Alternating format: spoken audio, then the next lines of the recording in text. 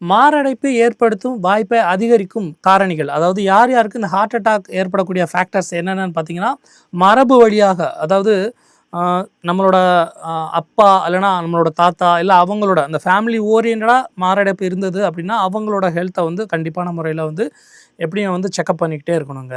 And then ஆண்களுக்கு இளம் வயதிலும் பெண்களுக்கு மாதவிடாய் நின்ற பிறகும் மாரடைப்பு வருவதற்கு அதிகமான வாய்ப்பு உள்ளது.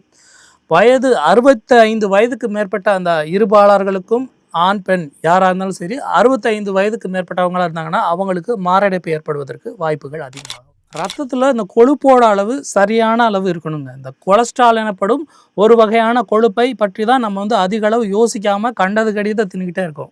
இந்த உடலில் உள்ள ஒரு வகையான செல்லுக்கு தேவையான, அதாவது கொழுப்புலேயே வந்து நல்ல கொழுப்பு இருக்குது, கெட்ட கொழுப்பு இருக்குது.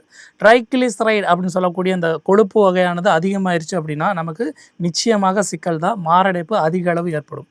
இன்றைய காலகட்டங்களில் நம்ம மட்டும் இல்லை, நம்ம குழந்தைகளுக்கும் சரி ஸ்நாக்ஸ், அதாவது கேக்கு, பிஸ்கட்டு, வறுத்த பொருள், அப்புறம் வந்து ஃபாஸ்ட் ஃபுட், ஈவினிங் ஆனாலே ஃபாஸ்ட் ஃபுட் தான். வீட்லேயுமே அதே மாதிரி பார்த்திங்கன்னா டால்டா எண்ணெய், அதுக்கப்புறம் பாலாடை, வெண்ணெய், இப்படி பல பொருட்கள் இருக்குது. எதையுமே யோசிக்கிறது இல்லை.